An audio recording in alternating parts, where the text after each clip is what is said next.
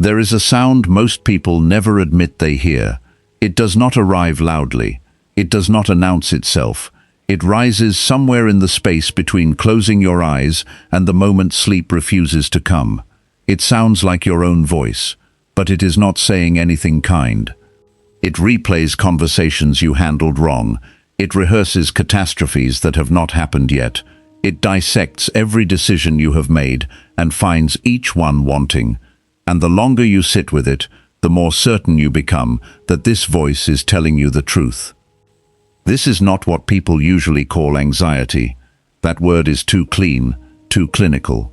What this actually is your own mind turning against itself, slowly, quietly, with a precision that no external enemy could match, because no external enemy knows you as well as this voice does. And most people spend years fighting it the only way they know how. They stay busy. They fill every available silence with screens, with noise, with anything that keeps the voice at bay, because the moment the distractions stop, it returns, and it always picks up exactly where it left off. Marcus Aurelius understood this. He lived inside one of the most demanding minds in recorded history, a man who managed the weight of an empire, the grief of lost children, wars stretching across every horizon he could see. His private journals, written for no one's eyes but his own, reveal a mind in constant negotiation with itself. Not a mind at peace by nature, a mind governed by discipline and intention. And what he wrote there changes everything about how you should think about this problem. Because the problem is not the noise, the problem is that you are trying to silence the wrong thing, and the method you are using, the resistance, the war, the exhausting internal combat, is not failing because you are weak. It is failing because it was never going to work. Stay with this, because by the time we reach the end, you will understand why the mind that is destroying your peace is doing so because you have, without knowing it, given it permission, and you will know how to take that permission back. There is a difference between watching a storm from a window and standing in the middle of it with your arms spread wide. The storm does not change. The wind is the same. The rain does not adjust for your position. What changes is where you are standing. And that position, that single decision about where you place yourself in relation to what is happening, determines whether you are destroyed or simply wet. The first thing to understand about a mind that cannot stop is this: you are not suffering from too many thoughts. Every human mind generates thought the way lungs generate breath, automatically, continuously, without requiring your consent. The suffering begins not when the thoughts arrive, but in the moment you stop observing them and begin to become them. A thought about failure appears. You do not see it as a passing weather pattern. You absorb it. You fold it into your identity. You become the failure before anything has even occurred. And the mind, sensing that this thought has received extraordinary attention, sends more of the same, not to punish you. Simply because that is what minds do. They follow the direction of your deepest focus. Epictetus, a man born into slavery, who later taught philosophy to senators and generals, spent his entire life thinking about one problem: why do people suffer needlessly? And his answer was this: because they consistently confuse what belongs to them with what does not. Our judgments, our choices, our responses to what happens, these belong to us. But our raw thoughts, rising from old fear and older memory, from pattern and instinct, and the nervous system's ancient architecture, these appear without permission. And treating them as though they are your final verdict on reality is the beginning of every unnecessary form of suffering. The watcher is always calm. The storm is always loud. Your task is to remember which one you are. Begin there, not by trying to stop the storm, by deciding where you are standing in relation to it. But knowing this and being able to practice it are two different experiences, and many people have encountered something like this idea before, have understood it intellectually, and then found themselves at 3 in the morning, chest tight, thoughts moving at a speed no insight seems able to interrupt. Because insight alone does not reform a mind, it only illuminates the problem. What reforms the mind is something more patient, more deliberate, and considerably less comfortable than understanding. Marcus Aurelius did not arrive at his capacity for inner governance by accident. He spent the first hours of every morning in a practice he never stopped, never delegated, and never considered optional. He was not reviewing battle strategies, he was interrogating his own assumptions. What am I treating as necessary that is actually optional suffering? What fear is wearing the costume of rational concern? What am I believing about today that I have simply carried forward, unexamined, from yesterday? He understood what modern research into the mind continues to confirm. The thoughts that arrive most automatically are the ones that have been rehearsed most often. If your consistent mental diet consists of comparison, resentment, catastrophic imagination, and the anxious rehearsal of things you cannot control, then those are the thoughts that will appear without invitation, not because your mind is broken, because you have trained it, without realizing it, to produce exactly what it now gives you. Every hour of sustained attention is a kind of cultivation. Think of it this way: a field does not produce what you wish for. It grows what has been planted there, what has been watered there, what has been allowed to root itself in that particular ground.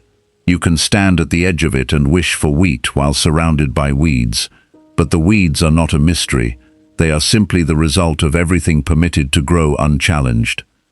Your interior life is that field, and your attention, where you direct it, what you return to again and again throughout each day, is the water.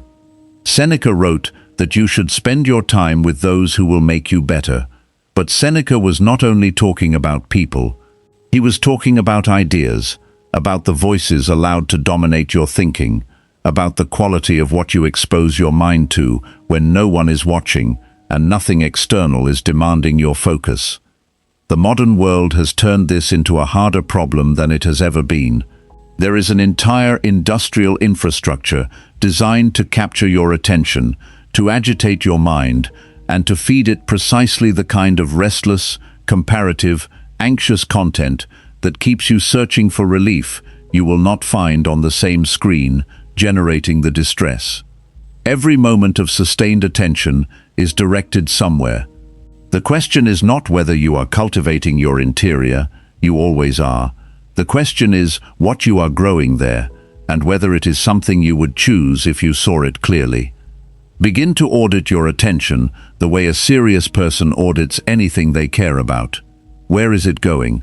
What is it producing? And is the harvest worth the cost? Stop here, because there is something underneath all of this that needs to be named before we go further, or nothing else will hold. Most people who struggle with a destructive, restless mind are not simply dealing with too much noise. They are caught inside a war they declared against themselves, often years ago, without realizing the declaration was ever made, and the weapons in that war are the very thoughts they are now trying to silence. Here is what that pattern looks like in practice. The mind produces a difficult thought about failure, about regret, about what someone believes you are worth, and instead of observing it, the person goes to war with it. They argue against it. They try to force it out by sheer willpower. They resent themselves for producing it in the first place. And in doing all of this, they exhaust themselves against a thought that has now received more sustained energy than almost anything else in their day. And the thought grows stronger, because the mind does not distinguish between welcome attention and hostile attention. It recognizes only that this particular idea has been granted enormous focus, and so it returns with greater force, carrying reinforcements. This is the trap that most people never escape, and Marcus Aurelius identified it with a precision that should stop you in place. He wrote that when something disturbs you, it is never the thing itself that is the source of the disturbance. It is your judgment about the thing, your interpretation, the story your mind builds around what happened. And here is why this matters. Judgments can be examined, they can be questioned, revised, and changed. But they cannot be changed by force. They can only be changed by honest investigation, by standing in front of the belief and asking where it came from, what it is actually protecting, and whether it corresponds to anything real. You cannot storm the fortress of your own mind from outside. The walls are too familiar with your tactics. The only door into that fortress opens from within. Stop trying to destroy what you are thinking. Start investigating why you believe it. Because behind every intrusive, corrosive thought, there is a belief. And behind that belief, there is a story. And behind that story, there is almost always something much older than the present moment.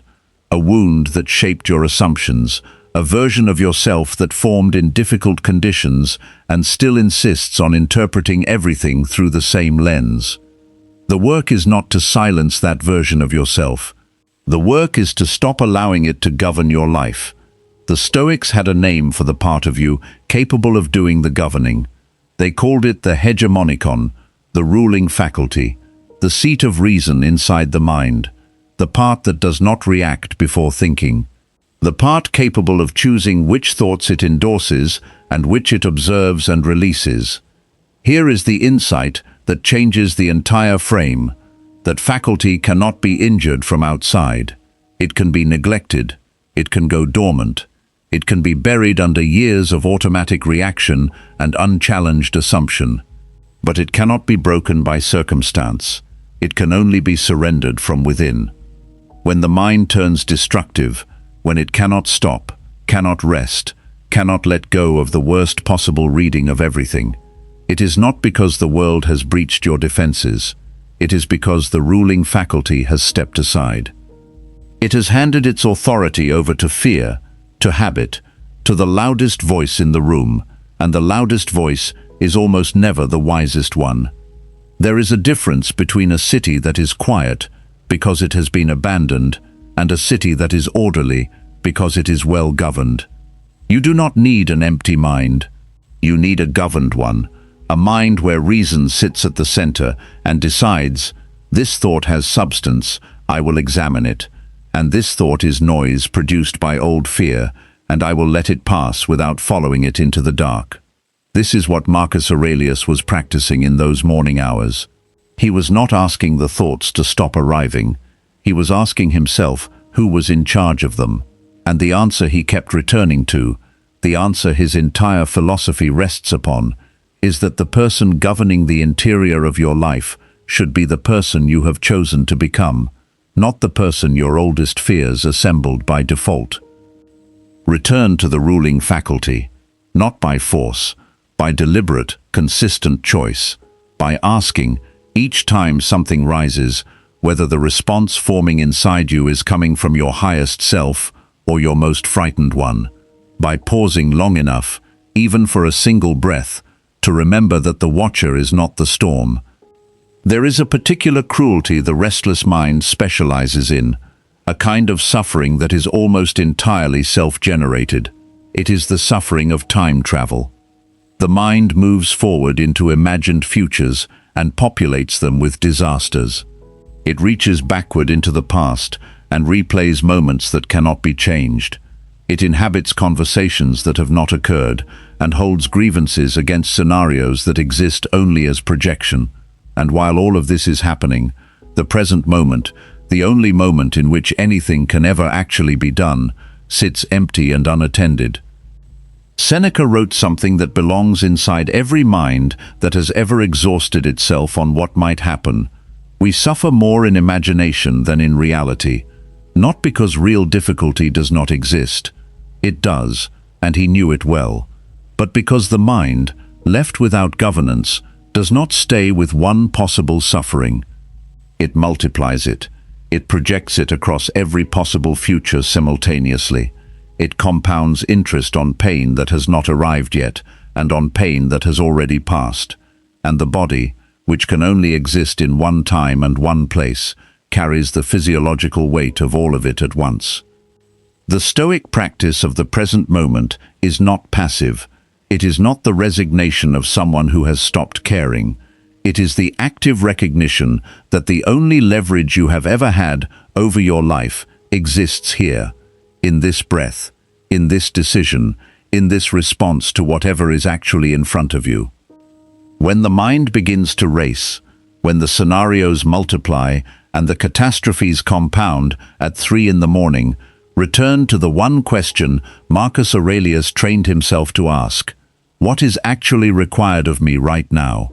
Not in the imagined future, not in the irreversible past, not in the conversation that may or may not happen next week. Right now.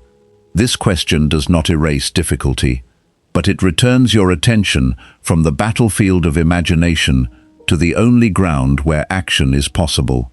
And on that ground, something becomes available that was completely inaccessible in the fog of projection. Clarity, decision, movement forward.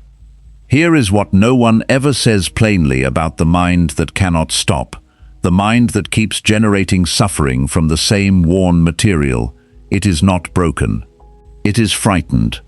Every intrusive, corrosive, relentless thought is, at its root, a protection mechanism that has become its own most serious threat. The mind that keeps replaying past failure is attempting to prevent it from recurring. The mind that rehearses worst-case futures is attempting to ensure you are never blindsided. The mind that cannot release what someone did to you is attempting to protect the self that believes it was diminished by that experience. It is doing, in its own distorted, exhausting way, exactly what it was designed to do. It is keeping you safe. The problem is that the danger it is protecting you from no longer corresponds to anything real. It is a vigilant guard, posted at a door that leads to a room that no longer exists, in a house you left years ago. When you understand this, something shifts that cannot unshift. The mind is no longer your adversary. It is a frightened version of you, still loyal to a threat that dissolved long ago, still fighting a war whose terms have completely changed. Your task is not to defeat that part of yourself. Your task is to relieve it, to walk into the interior citadel, not with weapons, but with authority, and say, I understand what you were protecting. I see what you were afraid of, but I am governing now, and I do not govern from fear. I govern from reason, from the deliberate choice of who I intend to be.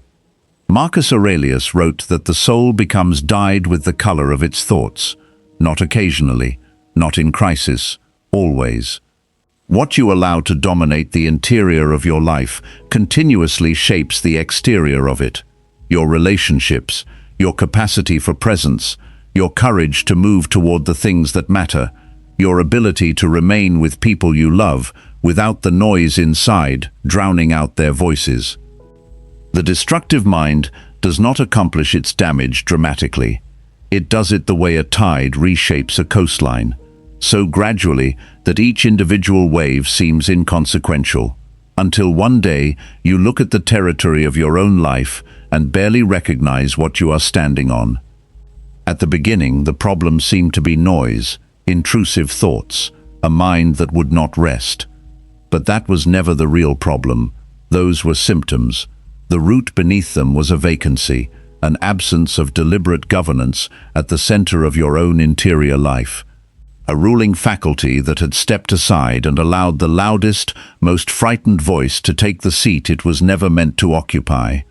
Marcus Aurelius did not live a quiet life. He buried children. He commanded armies in conditions that would have broken most people's capacity for reason entirely. He governed an empire he watched decline, despite his best efforts.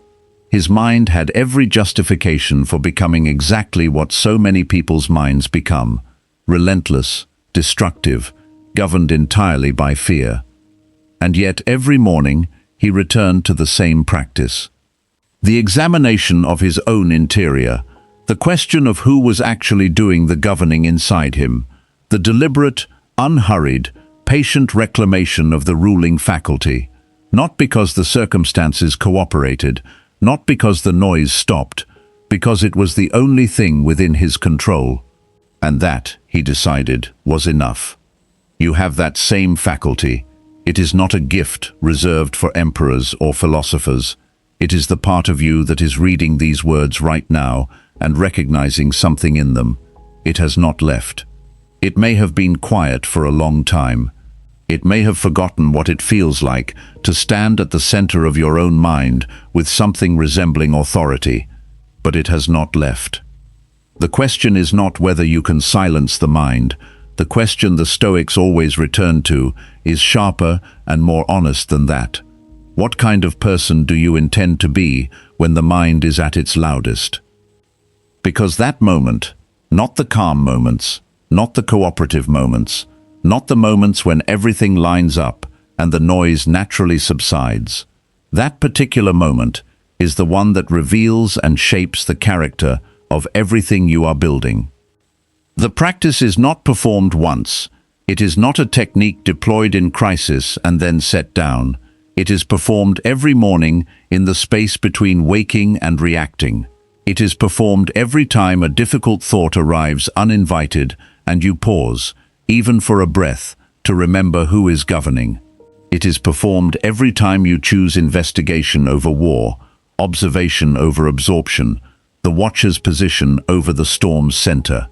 The mind will not destroy what remains, not if the ruling faculty is present inside it.